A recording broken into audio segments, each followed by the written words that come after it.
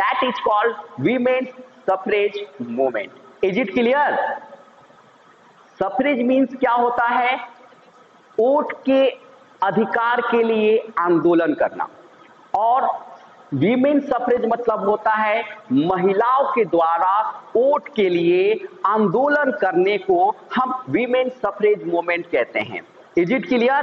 सो बेटा, when democratic government was introduced in the world, not in India, in the world, so in starting period there were number of problems regarding democratic government, because in that time most of the countries were ruling by monarchy government. It means there were king, there were queen. Is it clear?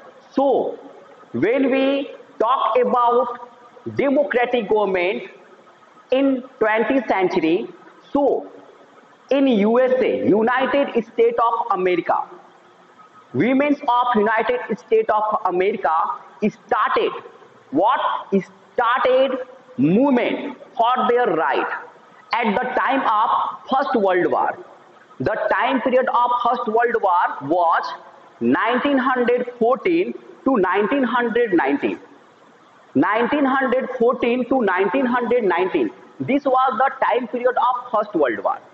So, husband of means most of the male went for First World War, and women cared of the house and they did all the domestic work.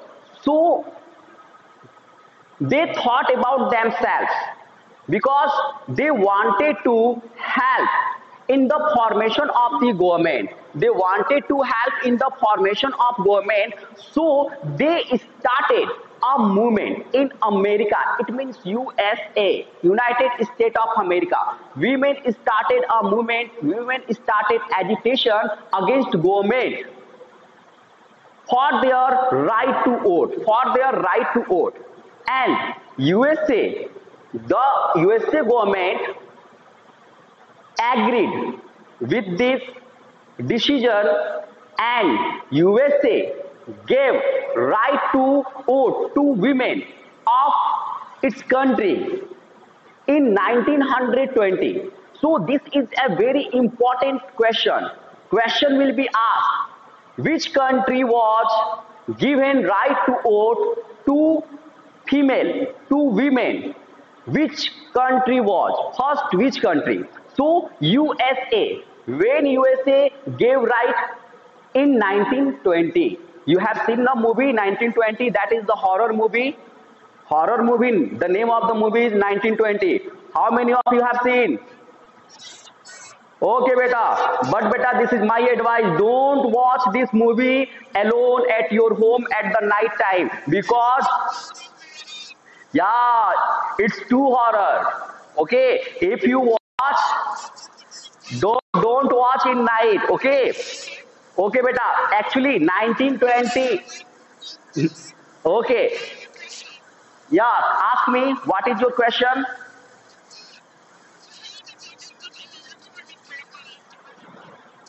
Yes, the same thing I am saying. After First World War, the time period of First World War was 1914 to 1919. Is it clear? And in this period, American women started agitation, and American government decided to give right to vote women of America in 1920. Is it clear? So I am saying the name of the movie 1920.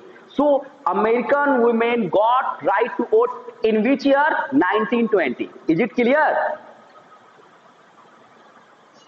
Okay. And second country in the world who gave right to vote to women was UK, United Kingdom, which is known as England and Britain. Okay, Britain, England, United Kingdom, all are same. So this country gave right to vote to women in 1928. This UK was the second country. Is it clear? What is suffrage? What is women's suffrage movement? Which country gave right to vote first time in the world to the women? When that country has given this right to vote? Okay, which was the second country, and when second country was given right to vote? All these questions you got clear?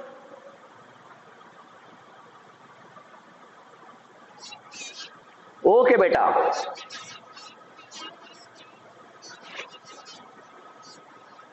Okay, we will discuss this. We will discuss about this in next lecture. Firstly, we have to complete this lecture because don't have time. We have only 5 minutes left. So, is there any problem regarding this topic? You can ask me. You have to learn MLA, full form of MLA, Member of Legislative Assembly, full form of MP, Member of Parliament. Okay, and full form of MLC. MLC means Member of Legislative Council. Is it clear? Before winding up my class, I want to give you. Okay, so beta, in this lesson we will discuss about what is domain, role of domain, what of domain, types of domain, level of domain, surface domain, and features of democratic domain. So in this lesson we will discuss all the topics. It is clear? The first thing that we will discuss about the government. So what is government? So beta, every country needs a government to run and make decision and get things done. It means हर एक राष्ट्र को, हर एक देश को एक democratic, यानी कि हमारे पास एक सरकार की जरूरत होती है जो देश हित में काम करे और नियम कानून बनाए और देश को एक समृद्ध रूप से डेवलप करे और लोगों की वेलफेयर के लिए काम करे, ठीक, और हमारी सुरक्षा करे। तो ये सारी चीजें जो करता है उसको हम सरकार नाम की गवर्नमेंट कहते हैं।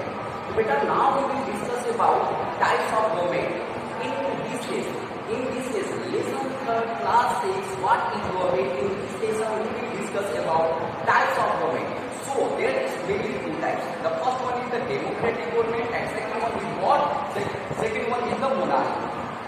सो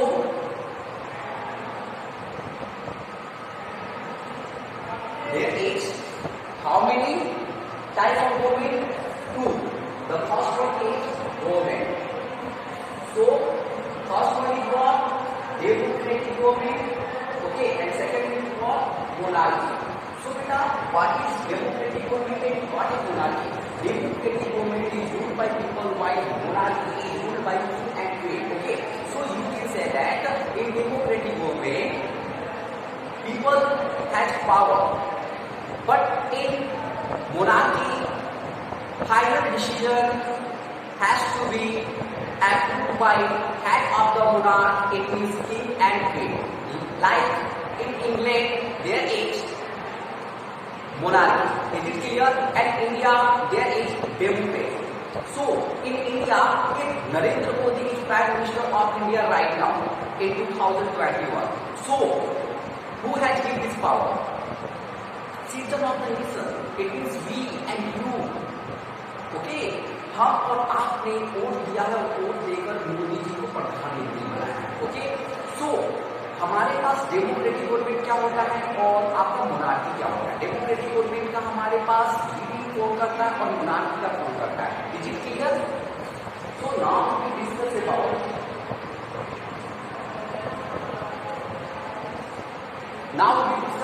next level of government. Levels of government means functions at a different level.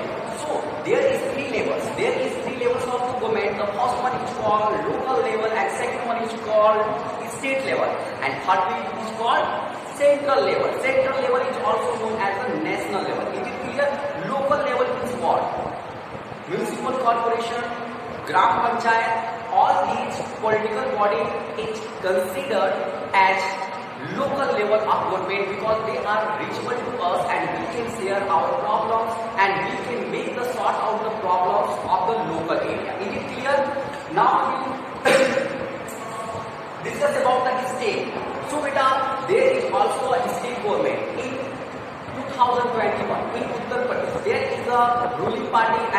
of the ruling party BJP and CM of Uttar Pradesh is Honorable and respected Yogi Adityanath. So Yogi Adityanath बेटा हमारे पास क्या है, तो वो आप मुख्यमंत्री हैं। मुख्यमंत्री कैसे बने, तो हम लोग की वजह से बने। कैसे बने, तो बेटा आप देख रहे हो कि हमारे पास जब स्टेट गवर्नमेंट में लेजिस्लेटिव असेंबली का इलेक्शन होता है तो उस समय हमारे पास कैंडिडेट्स कॉन्टेस्ट करते हैं। कॉन्टेस्ट मतलब चुनाव में हिस्सा लेते हैं। तो आप देख रहे हो कि बलिया से हमारे पास नंबर ऑफ कैंडिडेट्स कॉन्टेस्ट किए थे और उस कॉन्टेस्ट में हमारे पास मिस्टर आनंद स्वरूप Shukla MLA of district Ballia, ठीक है, उनको हम लोगों ने अपना वोट देके प्रॉपर तरीके से विनिंग कैंडिडेट बनाया था। Is it clear? तो बेटा हमारे पास ये जो MLA होते हैं, जब हमारे पास 50% से ज्यादा लेजिस्लेटिव असेंबली की सीट पर विन हो जाती है तो वो पार्टी मेजोरिटी में आ जाती है। मेजोरिटी में आती है तो वो पार्टी अपना गवर्नमेंट को फॉर्म करती है और जो अदर्स MLA होते हैं वो MLA अपोजिशन में आ जाते हैं। तो बेटा हमारे पास लेजिस्लेटिव असेंबली में 2 टाइप्स के MLA होते हैं, एक होते हैं रूलिंग पार्टी के, एक होते हैं अपोजिशन के। रूलिंग पार्टी जैसे कि बीजेपी है, अपोजिशन जैसे कि समाजवादी पार्टी है। अभी 2021 की बात कर रहा हूँ, ठीक है। और बेटा हमारे पास ये जो इलेक्शन होते हैं हमेशा 5 साल के होते हैं। Means legislative assembly election conduct after every 5 years, okay. So बेटा हमारे पास ये होता है स्टेट गवर्नमेंट, ठीक है। अब हम बात करते हैं नेशनल, ठीक है। नेशनल गवर्नमेंट, तो बेटा हमारे पास नेशनल गवर्नमेंट यानी कि हमारे पास national level, it is the central level. Central level पे जो गवर्नमेंट होते हैं वो क्या होते हैं, तो आप माननीय नरेंद्र मोदी को जानते हैं, respected prime minister of India Narendra Modi, he is prime minister of India in 2021। बेटा हमारे पास नेशनल लेवल पर MP का चुनाव होता है। MP का चुनाव मतलब कि member of parliament. Narendra Modi कहाँ के MP है, तो वाराणसी के हैं। Is it clear? तो बेटा हमारे पास जब पार्लियामेंट में जो लोकसभा यानी कि लोअर हाउस होता है वहां के MP के इलेक्शन हर 5 साल में होता है। अब नेक्स्ट हमारे पास लोकसभा के इलेक्शन 2024 में होगा, क्योंकि लास्ट हमारे पास 2019 में हुआ था। तो हमारे पास same things happen in the central level, कि हमारे पास जिस पार्टी के MP सबसे ज्यादा होते हैं, यानी कि 50% से ज्यादा सीट जीत जाते हैं, वो हमारे पास विनिंग कैंडिडेट हो जाते हैं, विनिंग पार्टी हो जाती है। And that party has responsible to form a central government. Is it clear? और बाकी जो हमारे पास MP होते हैं वो क्या होते हैं, वो अपोजिशन हो जाते हैं। जैसे कि अभी हमारे पास वर्तमान में प्रेसिडेंट में कौन है, तो Congress party. Is it clear? So you can say there is a parliament. Parliament is 2 houses. The first is the lower house and the second one is the upper house. Lower house is Lok Sabha and upper house is Rajya Sabha. तो बेटा हमारे पास लोकसभा के जो सांसद हैं, member of parliament, कौन, हमारे नरेंद्र मोदी। तो हमारे पास नेशनल लेवल क्या होता है, स्टेट लेवल क्या होता है, लोकल लेवल क्या होता है, ये पता चल गया। और मैंने आपको बस ये बताया कि लेवल ऑफ गवर्नमेंट आपको समझाना था कि हमारे पास गवर्नमेंट कितने लेवल पे काम करती है, 3 लेवल पे, local, state and national. Now we will discuss about the features of the democratic government. The first one is the universal adult franchise, जिसको हम शॉर्ट में कहते हैं UAA। What is UAA? बेटा हमारे पास जो UAA होता है उसका हमारे पास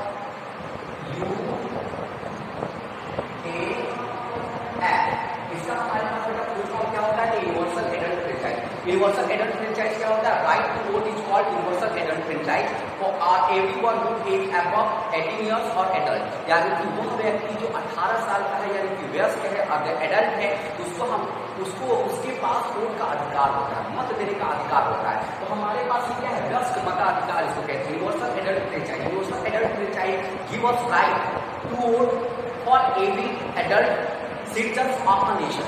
इज इट क्लियर? अब हमारे पास नेक्स्ट बेटा है हमारे पास जो UAA के बाद UAA हमारे पास है, उसके बाद हमारे पास आता है रिप्रेजेंटेटिव गवर्नमेंट। रिप्रेजेंटेटिव गवर्नमेंट क्या होता है, रिप्रेजेंटेटिव गवर्नमेंट हमारे पास ये होता है बेटा जो हमारे पास MLA हैं, जो हमारे पास CM हैं, वह हमारे ही रिप्रेजेंटेटिव है। Is it clear? अगर हम बोले कि भैया का रिप्रेजेंटेटिव कौन है, तो बेटा MLA, अगर हम स्टेट लेवल की बात करें तो मिस्टर आनंद स्वरूप शुक्ला, और नेशनल लेवल की बात करें तो मिस्टर वीरेंद्र सिंह मस्त, MP ऑफ बलिया। ठीक है? तो बेटा ये हमारे पास रिप्रेजेंटेटिव होते हैं और इनको इलेक्ट कौन करता है, हम इलेक्ट करते हैं, चाहे वो लोकसभा का इलेक्शन हो चाहे वो विधानसभा का हो। लोकसभा या विधानसभा सेंट्रल लेवल गवर्नमेंट हो या स्टेट लेवल गवर्नमेंट हो, तो वहाँ जब इलेक्शन होता है एमपी और एमएलए का, तो हम अपने वोट को कास्ट करते हैं, हम अपने वोट को देते हैं और वोट देते हैं वो जीत जाते हैं, और जब जीत जाते हैं तो हम हमारे रिप्रेजेंटेटिव बनकर लेजिस्लेटिव असेंबली या पार्लियामेंट में जाते हैं। ठीक है, तो बेटा हमारे भी लोग होते हैं। नेक्स्ट आता है गवर्नमेंट फॉर्मेटेड बाय इलेक्शन। अब बेटा हमारे पास कोई भी गवर्नमेंट परमानेंट नहीं होता है। परमानेंट हमारे पास डेमोक्रेसी का फीचर्स है ही नहीं। अगर मान लो कि हमारे पास आज से 2014 से पहले सेंट्रल लेवल पे जो हमारे पास प्राइम मिनिस्टर थे वो आपके कौन थे, तो आपके डॉक्टर मनमोहन सिंह थे। तो क्या आज थे क्या वो? इससे पहले 2014 से पहले हमारे पास कांग्रेस पार्टी थी, तो कांग्रेस पार्टी क्या प्रॉपर तरीके से अभी तक रूल कर रही है क्या सेंट्रल लेवल पे? नो। बेटा हमारे पास जो गवर्नमेंट है वो हमेशा 5 साल पर बदलता रहता है। ठीक है, 5 साल पे बदलता रहता है।